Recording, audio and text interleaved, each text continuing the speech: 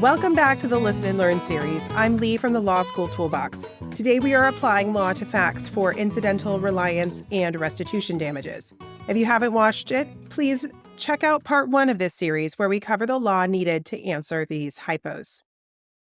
So let's do that hypo now. This fact pattern is based on a question from the California bar exam.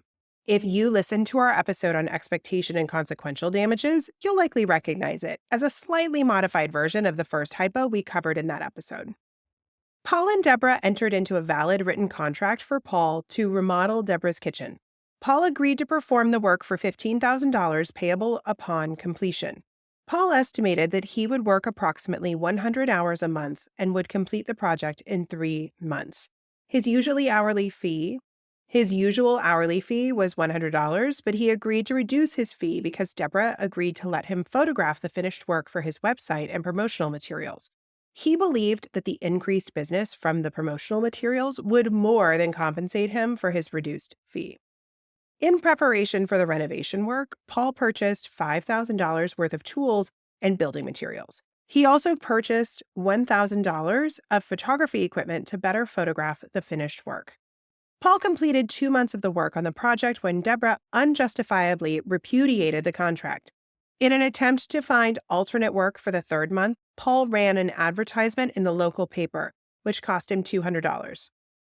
Paul was able to get another smaller remodeling job in the 3rd month, which paid $1,000 and took 10 hours to complete. Paul has sued Deborah. What damages can Paul reasonably seek? All right, the question here is specifically asking us about damages, and we're told that Deborah unjustifiably repudiated the contract, so we don't need to deal with any other contract issues. We can assume that there was a valid contract and a breach and focus solely on what remedies are available. We're not going to delve into expectation and consequential damages here, but you can listen to our previous episode linked to in the show notes for an analysis of those issues. Okay, let's take each remedy in order, starting with incidental damages. The question we need to ask ourselves is whether Paul incurred any reasonable costs as a result of Deborah's breach. To answer that question, we need to look at what steps Paul took after Deborah's breach. We're told that as a result of Deborah's breach, Paul attempted to find alternate work by running an advertisement in the local paper at a cost of $200. Paul would not have incurred that $200 but for the breach, and the amount seems reasonable under the circumstances. Therefore, Paul can recover $200 in incidental damages in addition to any expectation or consequential damages he might recover. Moving on to reliance damages, we now need to ask ourselves a different question. Instead of determining whether Paul incurred costs as a result of Deborah's breach, we now need to determine whether Paul incurred costs as a result of Deborah's promises. To do that, we need to look at what Paul did in the time between Deborah's promises and Deborah's breach. We're told that after Paul and Deborah entered into their agreement and before Deborah's repudiation, Paul purchased $5,000 worth of tools and building materials and $1,000 of photography equipment. These are reliance damages because they are foreseeable expenditures Paul made in reliance on Deborah's promises to pay for the renovation work and to allow Paul to photograph that work. If awarded, they would put Paul in the position he would have been in if the contract never existed. In other words, he wouldn't receive the benefit of his bargain, but he wouldn't be any worse off financially than he was before he entered into the contract with Deborah. Now, while these damages are technically available, it's unlikely that Paul would actually seek to recover them under these facts. After all, his reliance damages amount to only $6,000, where his expectation damages would likely be at least $15,000. Finally, let's address restitution. To determine whether restitution is appropriate, we need to ask ourselves whether Deborah would be unjustly enriched. We're told that Paul completed 200 hours of work over 2 months.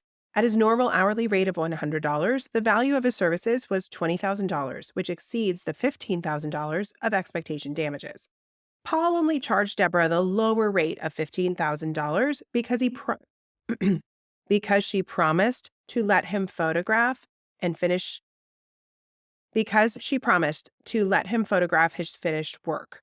We'll do that one more time.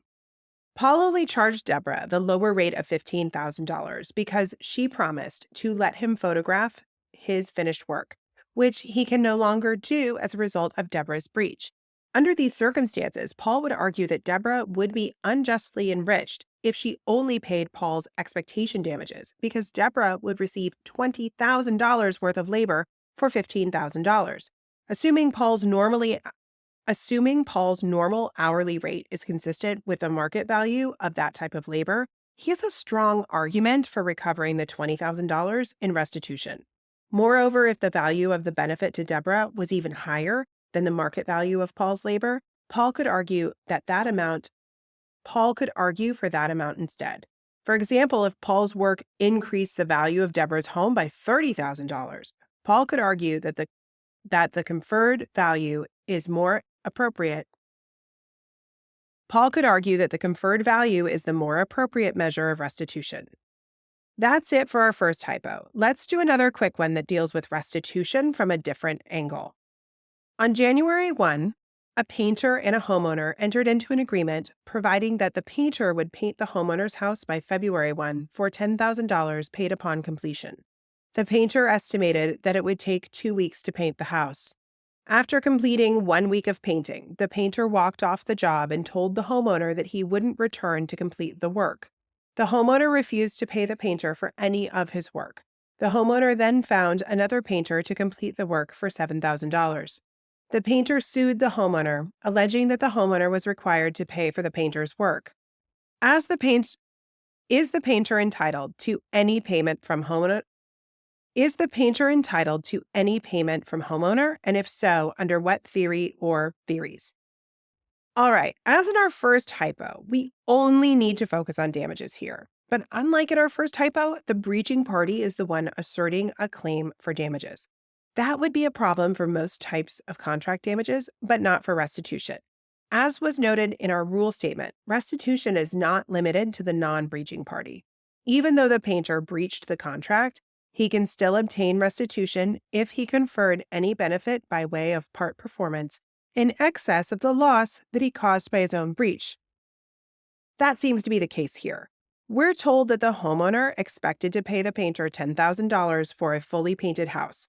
Instead, the homeowner paid only $7,000 to another painter, but still ended up with a fully painted house, due in part to the painter's work. Accordingly, the homeowner would be unjustly enriched by the painter's work if the homeowner were allowed to completely avoid paying the painter. So, to prevent that unjust enrichment, the painter should be able to recover $3,000.